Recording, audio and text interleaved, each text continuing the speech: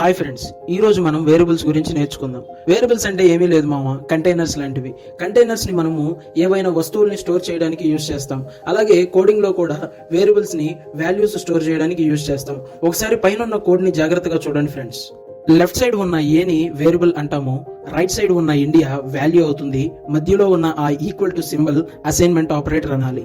ఈ assignment operator ఎందుకంటే ఏదైనా వేరియబుల్ కి వాల్యూని స్టోర్ చేయమని చెప్తుంది. ఇక్కడ వేరియబుల్ కి ఏ అనే నేమ్ కాకుండా కంట్రీ అని, బి అని, డి అని మనకి ఇష్టం వచ్చిన నేమ్స్ అయితే మనం పెట్టుకోవచ్చు. నెక్స్ట్ లైన్ లో ప్రింట్ ఆఫ్ ఏ అని ఉంది. ప్రింట్ ని మనం ఏదైనా ఒక వేరియబుల్ ని లేదా వాల్యూని ప్రింట్ చేయడానికి, అంటే స్క్రీన్ మీద డిస్ప్లే చేయడానికి యూజ్ చేస్తాం. సో ప్రింట్ ఆఫ్ ఏ అంటే ఏ అనే వేరియబుల్ లో ఉన్న వాల్యూని ప్రింట్ చేయమని. అవుట్పుట్ ఏం వస్తుందో మీకు ఈ పాటికి అర్థమై ఉంటుంది. సో చాలా కష్టపడి అయితే వీడియో చేస్తున్నాను ఫ్రెండ్స్. చూసి వెళ్ళిపోకుండా లైక్, షేర్, సబ్స్క్రైబ్ చేస్తే నన్ను ఎంకరేజ్ చేసినట్టయితే ఉంటుంది.